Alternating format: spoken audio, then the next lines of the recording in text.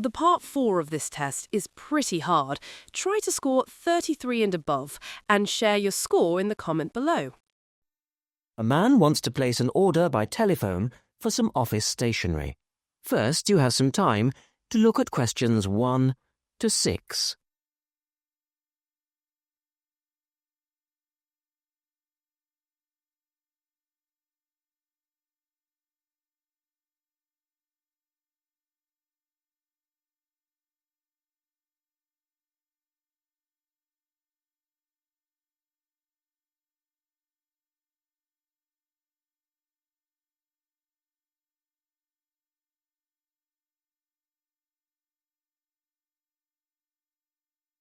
Now listen carefully and answer questions 1 to 6.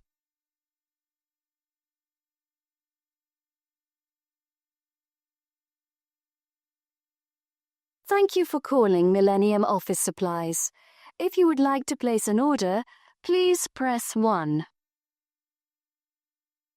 Your call has been placed in a queue. A customer service operator will be with you shortly.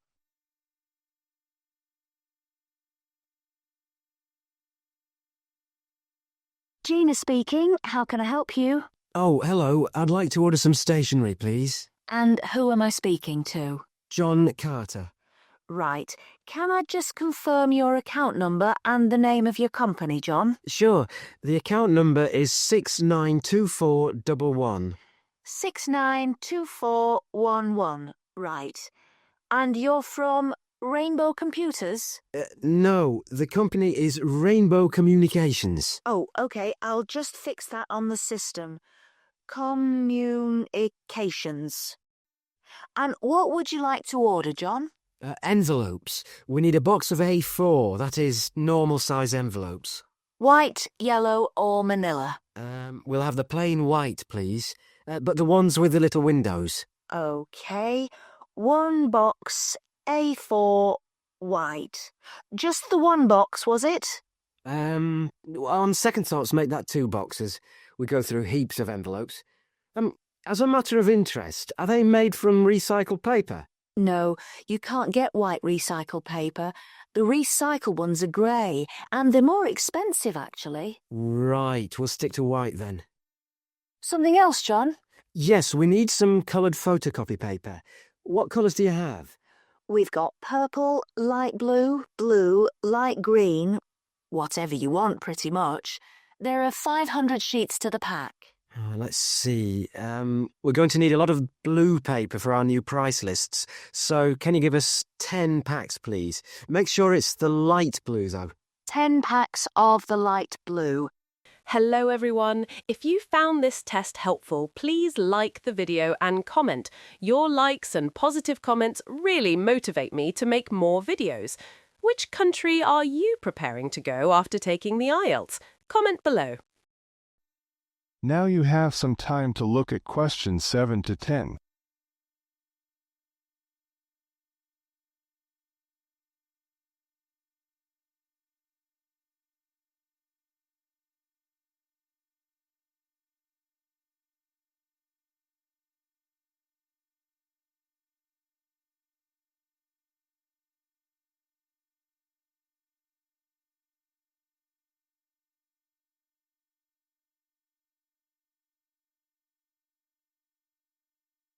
Now listen carefully and answer questions 7 to 10. Anything else that we can help you with? No, let me think. What else do we need? I'm sure there was something else. Pens, paper clips, fax paper, computer supplies, office furniture? Oh yes, we need floppy disks. Do you have those nice coloured ones? Yes, but they're a bit more expensive than the black ones. Oh, that's all right. I'm not paying anyway. Right. Floppy disks. And what about diaries for next year? We've got them in stock already, and it's a good idea to order early. No, I think we're all right for diaries. But something we do need is one of those big wall calendars. You know, one that shows the whole year at a glance. Do you stock those? We certainly do. OK, can you include a wall calendar then, with the other stuff? Just make sure it's got the whole year on the one side. Sure. And do you have a copy of our new catalogue? No, I don't, but could you send one? Yes, I'll pop one in with the order. You'll find it a lot easier to remember what you need if you have our catalogue in front of you next time. Yes, good idea. And, when can you deliver this? Should be with you tomorrow morning. Can you make sure that it's not after 11:30 a.m.? Because I have to go out at 12. There's only myself here on Fridays. Fine. I'll make a note on the delivery docket that they should deliver before 11:30. Thanks very much. Thanks. That is the end of part 1. You now have half a minute to check your answers.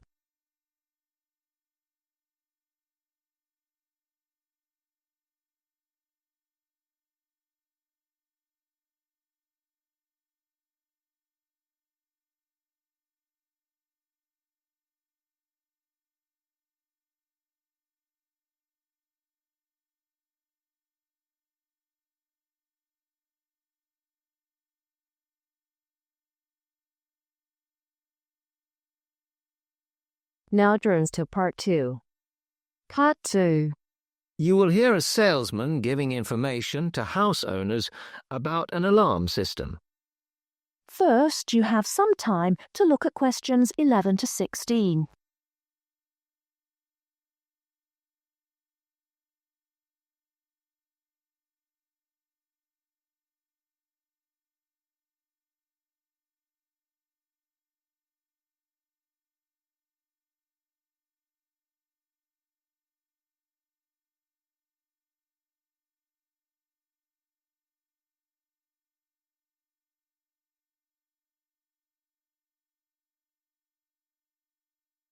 Now, listen carefully and answer questions 11 to 16. Thank you for inviting me to your residence meeting. My name is Martin Pugh from Safe Cell Alarms. I'm going to explain a little bit about home security, and I hope you'll all feel a bit better informed, and perhaps that you will even purchase one of the alarms we sell. It is all too easy these days for people to break into our homes. Did you know that 25% of all burglaries are committed by burglars breaking and entering via the back door? Even though it is locked, it is still relatively easy for someone to gain entry. And there are parts of our house that we think are not vulnerable because they look inaccessible, but they're not. So, if you're trying to protect your home, you should make sure the top floor is covered by that protection, not just the ground floor. We believe that the only way to secure your property is by having an alarm fitted. Just having the alarm on the outside can put burglars off. And we also recommend that you warn them about the alarm. To do this, we suggest you stick a sign in the front window of the house so it can be seen clearly. This alone should be enough to dissuade a burglar before they start. Now, our company has a range of alarms on offer, and I brought several along for you to see tonight. But let me just explain a few things about them. First of all of our alarms are highly visible. They're colored red, and on the underneath, there's a blue light, which you can see whether they are switched on or not. This acts as a deterrent to burglars who can see it as an active alarm system. Like most systems, our alarms are very sensitive, so you do need to look after them. You may be surprised to hear that a cat can often slink around unnoticed under the infrared beams, but a spider crawling across them will set them off. Also, our system is a little different from some. Most companies offer an option that connects their alarms to the police station. All our alarms have an automatic link to our company office. This means we can deal with a situation promptly and can sort out any alarms that have gone off by mistake. Before you hear the rest of the talk, you have some time to look at questions 17 to 20.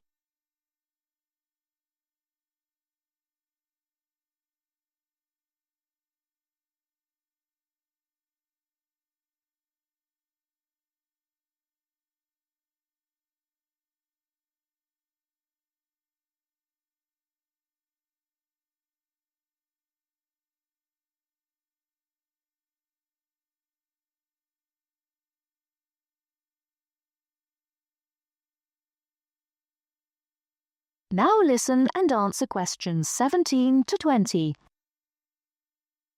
Okay, let me tell you about the installation of our alarms. Later on, I'll show you some house plans and diagrams of how the alarms operate, but you don't have to worry about them being intrusive, as we normally put them in hallways rather than individual rooms.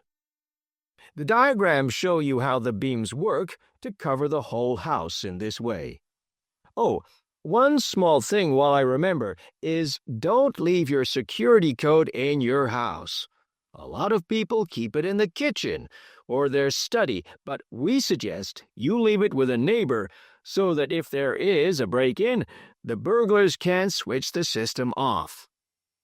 Now, regarding the practical aspects of installation, I know that many of you are out all day, and I'm afraid we don't install the alarms at weekends. But we do offer a service where we can fit the alarm system in the evenings for you, but we do charge a little bit extra for that. Finally, we do offer a range of systems, so I suggest you look at the leaflets on our prices. And please, don't be put off from investing in a more sophisticated system to protect your home, as we do allow you to set up a monthly payment if it's too much in one go. Okay, now, if you'd like to come forward. That is the end of part 2. You now have half a minute to check your answers.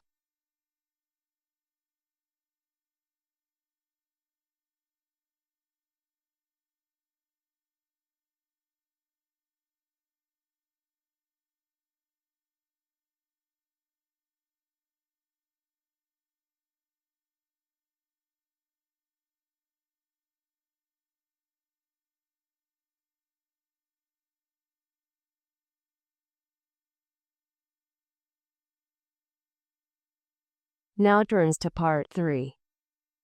Part 3. You'll hear an interview with a wildlife specialist called Alison Sharp talking about bears. In the first part of the discussion, they are talking about the history of the bear. First, look at questions 21 to 23.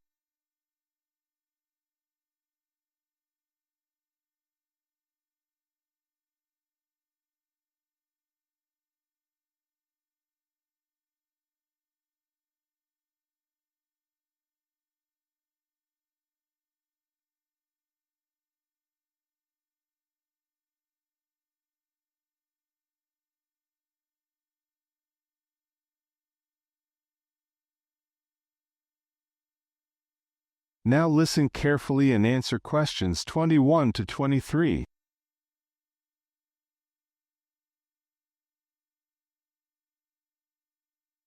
Yeah. Alison Sharp has spent much of her life researching bears, and in particular, bears in danger of extinction.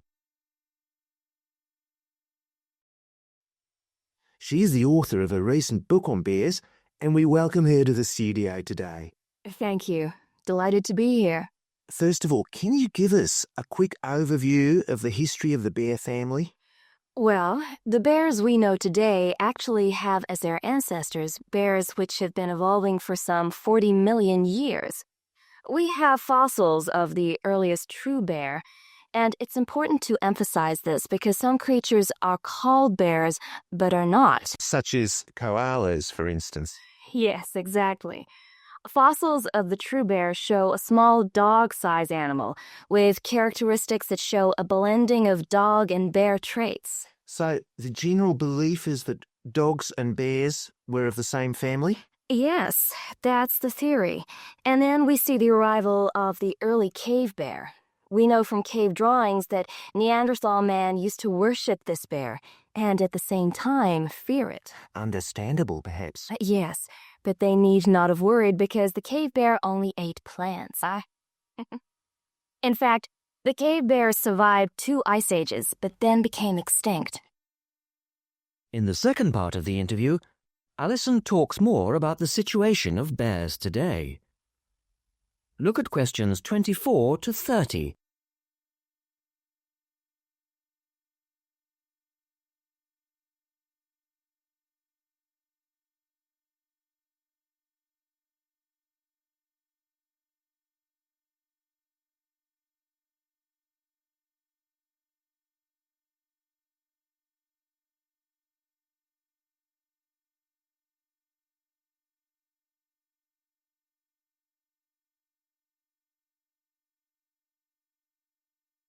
Now listen carefully and answer questions 24 to 30. So, how many bears can we find today? And are any of them in danger of extinction? Well, I'll answer your first question first. There are 8 species of bear in all, among them the American black bear and the brown bear, from which evolved the newest species of bear, the polar bear. So, how old is the polar bear? Oh, he's a relative newcomer, just 20,000 years old. And could you tell us a little about them? Which is the largest bear, for instance? Well, the largest bear existing today is either the polar bear or the brown bear. Right. Don't we know? Well, it depends which criteria you use. The polar bear is the heaviest. The male weighs up to 1,500 pounds, but his narrow body actually makes him look smaller than the much more robust brown bear. So, the brown bear appears the biggest. Yes. And the smallest? Well, the sun bear is the smallest of the 8 species. They only weigh between 60 and 145 pounds. That makes him a comparative junior. Yes. And then next we have the so-called giant panda. But that's a small bear too, comparatively speaking. And are all bears meat eaters? No, not at all. In fact, the giant panda is almost entirely herbivorous, living on a diet of 30 types of bamboo. Yes, of course. Pandas are famous for that. And another interesting bear is the sloth bear, which eats insects, particularly termites. He can turn his mouth into a tube and suck the insects out of their nests. So, going back to my second question, are bears really in danger of extinction? Yes, indeed, they are. The sun bear in particular, as they've been hunted almost out of existence. And the habitat of the panda is also being reduced on a daily basis. Can anything be done to reduce the threat to these endangered species? I know, for instance, that it's very hard to breed bears in captivity. Yes. Well, I think that by raising people's awareness generally, we can reduce conflict between humans and animals, to stop the slaughter in parts of the world where bears are still hunted, supposedly in self-defense or to protect livestock, but often quite unnecessarily. And we can also encourage governments to preserve the natural environment of the bear, rather than allow the areas where they live to be systematically destroyed in the name of progress. Yes, of course. And in addition to these global efforts, all profits from the sale of my book will go toward the United Nations Bear Protection Program. That's wonderful. And with the news coming up, thank you for your time, Alison, and best of luck with the book. Thank you very much. That is the end of part 3. You now have half a minute to check your answers.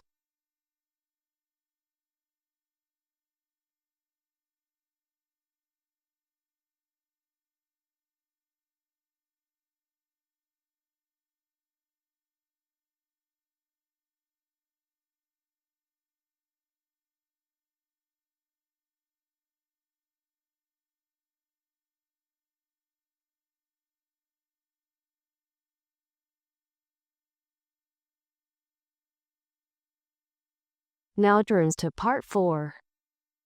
Part 4. You will hear a part of a lecture about learning and bilingualism.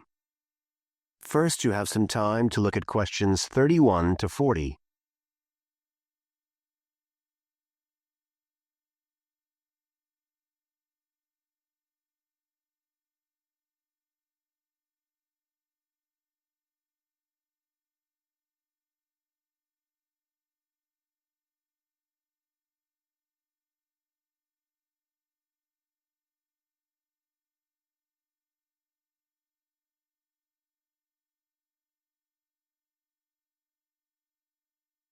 Now listen carefully and answer questions 31 to 40. When we look at theories of education and learning, we see a constant shifting of views as established theories are questioned and refined or even replaced, and we can see this very clearly in the way that attitudes towards bilingualism have changed. Let's start with a definition of bilingualism. And for our purposes today, we can say it's the ability to communicate with the same degree of proficiency in at least 2 languages. Now, in practical terms, this might seem like a good thing, something we'd all like to be able to do. However, early research done with children in the USA in fact suggested that being bilingual interfered in some way with learning and with the development of their mental processes, and so in those days bilingualism was regarded as something to be avoided, and parents were encouraged to bring their children up as monolingual, just speaking one language. But this research, which took place in the early part of the 20th century, is now regarded as unsound for various reasons, mainly because it didn't take into account other factors such as the children's social and economic backgrounds. Now, in our last lecture, we were looking at some of the research that's been done into the way children learn, into their cognitive development, and in fact we believe now that the relationship between bilingualism and cognitive development is actually a positive one. It turns out that cognitive skills such as problem solving, which don't seem at first glance to have anything to do with how many languages you speak, are better among bilingual children than monolingual ones. And quite recently, there's been some very interesting work done by Ellen Bialystok at York University in Canada. She's been doing various studies on the effects of bilingualism, and her findings provide some evidence that they might apply to adults as well. They're not just restricted to children. So how do you go about investigating something like this? Well, Dr. Bialystok used groups of monolingual and bilingual subjects aged from 30 right up to 88. For one experiment, she used a computer program which displayed either a red or a blue square on the screen. The coloured square could come up on either the left-hand or the right-hand side of the screen. If the square was blue, the subject had to press the left Shift key on the keyboard, and if the square was red, they had to press the right Shift key. So they didn't have to react at all to the actual position of the square on the screen, just to the colour they saw. And she measured the subject's reaction times by recording how long it took them to press the Shift key and how often they got it right. What she was particularly interested in was whether it took the subject longer to react when a square lit up on one side of the screen, say the left, and the subject had to press the Shift key on the right-hand side. She'd expected that it would take more processing time than if a square lit up on the left and the candidates had to press a left key. This was because of a phenomenon known as the Simon effect, where basically the brain gets a bit confused because of conflicting demands being made on it. In this case, seeing something on the right and having to react on the left. And this causes a person's reaction times to slow down. The results of the experiment showed that the bilingual subjects responded more quickly than the monolingual ones. That was true both when the squares were on the correct side of the screen, so to speak, and even more so when they were not. So bilingual people were better able to deal with the Simon effect than the monolingual ones. So what's the explanation for this? Well, the results of the experiment suggest that bilingual people are better at ignoring information which is irrelevant to the task in hand and just concentrating on what's important. One suggestion given by Dr. Bialystok was that it might be because someone who speaks 2 languages can suppress the activity of parts of the brain when it isn't needed. In particular, the part that processes whichever language isn't being used at that particular time. Well, she then went on to investigate that with a second experiment. But again, the bilingual group performed better.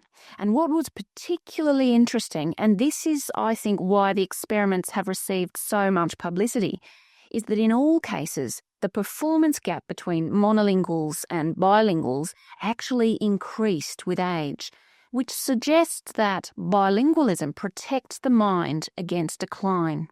So in some way, the lifelong experience of managing 2 languages may prevent some of the negative effects of aging. So that's a very different story from the early research. So what are the implications of this for education? That is the end of part 4. You now have half a minute to check your answers.